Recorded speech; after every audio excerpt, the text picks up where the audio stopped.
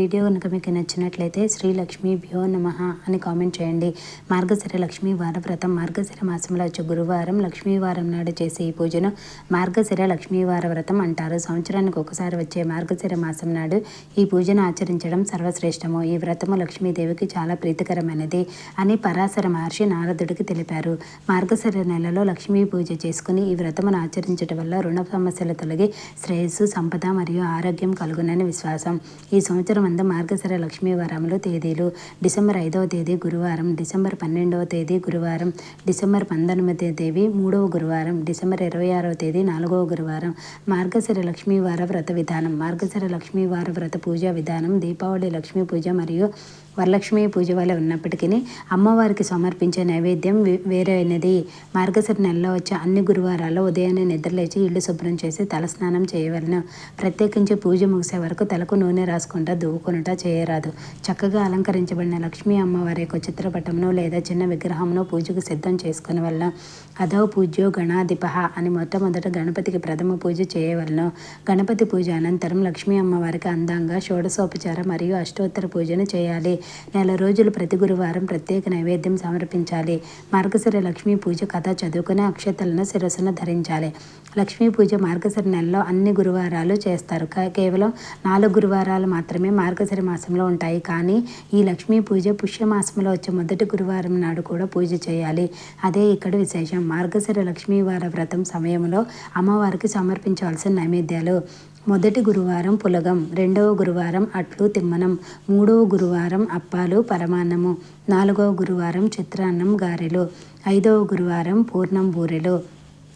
మార్గశిర లక్ష్మీవార వ్రత కథ. పూర్వం కళింగ దేశమందు ఒక బ్రాహ్మణుడు కలడు. అతనికి సుశీల అనే ఒక కూతురు కలదు. ఆమెకు చిన్నతనమున తల్లి చనిపోయినందున సవతి తల్లి పిల్లని ఎత్తుకోమని చెప్పుచు కొంచెం బెల్లం ఇచ్చేది. ఆ సుశీల సవతి పిల్లలను ఆడించుచు ఇంటి వద్ద సవతి తల్లి మార్గశిర లక్ష్మీ పూజ చేయట చూసి ఆమె కూడా మట్టితో మహాలక్ష్మి చేసి జిల్లేడు పూలతోనూ ఆకులతోనూ పూజ చేసి ఆడుకోమని ఇచ్చిన బెల్లం నైవేద్యం పెట్టుచు ఆడుకునేది సుశీల. ఇలా కొన్నాళ్లకు సుశీలకు వివాహం అయింది. అత్తవారింటికి పోవచ్చు తాను తయారు చేసుకున్న లక్ష్మీదేవి మట్టి బొమ్మను తీసుకువెళ్ళింది. ఇలా వెళ్ళిన వెంటనే కన్నవారు నిరుపేదలైనారు. ఈమె ఇంట మహదైశ్వర్యం అనుభవిస్తున్నారు. పుట్టింటి వారు కటిక దరిద్రులు అయిన సంగతి తెలుసుకుని సుశీల చాలా బాధపడుతుంది. తల్లి దరిద్రమును భరించలేక కొడుకుని పిలిచి, నాయన నీ అక్క ఇంటికి వెళ్ళి ఏమైనా డబ్బు తీసుకురమ్మని చెప్పి పంపించను. సుశీల ఇంటికి తమ్ముడు వెళ్ళి వారి దరిద్రం గురించి చెప్పాడు. దరిద్రమును తెలుసుకున్న ఒక కర్రను దోలిపించి దాని నిండా వరహాలు పోసి అతనికి ఇచ్చింది. ఆ చిన్నవాడు కర్రను పట్టుకుని వెళుతుండగా దారిలో కర్ర వదిలి వెళ్ళిపోయాడు. ఆ కర్ర ఎవరో తీసుకుని వెళ్ళిపోయారు. ఇంటికి వెళ్ళిన కొడుకుని తల్లి ఏమి తెచ్చావని అడగగా ఏమీ తేలేదని చెప్పాను. మన దరిద్రం ఇంతే అని అనుకున్నారు. కొంతకాలం తర్వాత సుశీల తమ్ముడి పరిస్థితిని అడిగి తెలుసుకున్నది. వారి దరిద్రంలో ఎటువంటి మార్పు రాలేదని తెలుసు. ఒక చెప్పుల జత తెప్పించి వాటిలో వరహాలు పోసి కుట్టించి వాటికి గుడ్డ చుట్టి తమ్మునికి ఇచ్చి అది తీసుకుని వెళ్ళి తండ్రికి ఇమ్మని చెప్పాను. సరే అని తీసుకుని వెళ్ళి మార్గ మధ్యలో దాహం వేసి ఒక చెరువు గట్టిన చెప్పుల మూటను పెట్టి నీరు త్రాగి వచ్చేసరికి ఎవరో వాటిని తీసుకుని పోయారు. జరిగిన విషయం తల్లికి చెప్పాడు. తల్లి జరిగిన దానికి బాధపడి మన దరిద్రం ఇలాగెందుకు ప్రాప్తించిందో అనుకునేను. మరలా కొన్నాళ్లకు కొడుకును పంపిస్తూ ఈసారి అయినా జాగ్రత్తగా తీసుకురమ్మని చెప్పాను. అక్కకు పరిస్థితి ఇది వరకు ఉన్నట్టే ఉందని చెప్పాను. అప్పుడు సుశీల ఒక గుమ్మడి పండు తెప్పించి తొలచి దాని నిండా వరహాలు నింపి ఆ పండు అమ్మకి ఇమ్మని చెప్పింది. సరే అని తీసుకువెళ్తుండగా సాయం సమయంలో ఒక చెరువు వద్దకు వచ్చి దానిని గట్టి మీద ఉంచి సాయం సంధ్య వందనం చేస్తూ ఉన్నాడు. ఇంతలో ఒక బాటసారి పండు బాగుందని పట్టుకుని వెళ్ళిపోయాను. ఆ కుర్రవాడు గట్టి మీదకి వచ్చి పండు వెతకగా పండు లేదు. ఏమి చేసేది లేక ఇంటికి వెళ్ళాడు. తల్లి ఏమి తెచ్చివే అని అడుగగా జరిగినది చెప్పాను. తల్లి విచారించింది. కొన్నాళ్లకు తల్లి ఇంటి దగ్గర పిల్లలను ఉంచి కూతురు దగ్గరికి వెళ్ళాను. తల్లిని చూసి సుశీల వారి దరిద్రమని తెలుసుకొని చింతించి మార్గశిర లక్ష్మీ వారం నోమున వచ్చిన ఐశ్వర్యం వచ్చునని తలచినది. అమ్మ, ఈరోజు మార్గశిర లక్ష్మీ వారం, నోటిలో ఏమీ వేసుకోకు, మనం వ్రతం చేసుకుందామని చెప్పాను. ఆమె కూడా అలాగే నేనేమైనా చిన్నదాననా ఎందుకు తింటాను అని చెప్పి పిల్లలకు జల్దీ అన్నం పెట్టి నోటిలో ఒక ముద్ద వేసుకున్నది. కూతురు వచ్చి అమ్మ స్నానం చెయ్యి, మనం వ్రతం చేసుకుందాం అంది. అప్పుడు జరిగినది దంతా తల్లి చెప్పినది.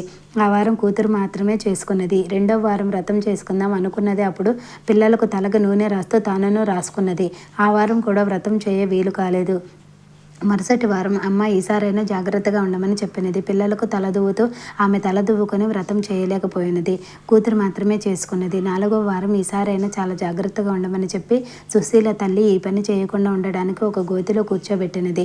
పని అయిన తర్వాత అమ్మను తీసుకుని వచ్చి స్నానం చేస్తే పూజ చేసుకుందా అని పిలవగా తల్లి పిల్లలు అరటిపండు తిని నేను కూర్చున్న చోట అరటి తోలు వేశారు. నేను తోచక అది తిన్నానని చెప్పింది.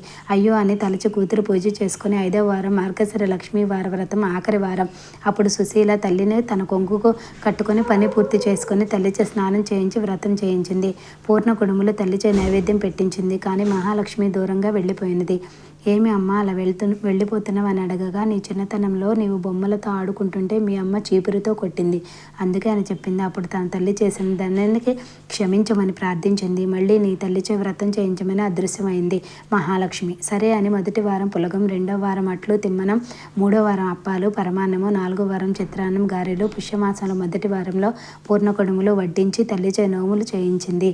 కథ అక్షింతలు తల మీద వేసుకున్నారు. అప్పటి నుండి ఆమెకు సకల సంపదలు కలిగి అంత్యమందున విష్ణులోకమునకు వెళ్ళను. కథాలోపమైనను వ్రతలోపము కారాదు. భక్తి తప్పినను ఫలము తప్పదు. హరే కృష్ణ. ఈ వీడియో కనుక మీకు నచ్చినట్లయితే please like, share, subscribe my channel. Thank you.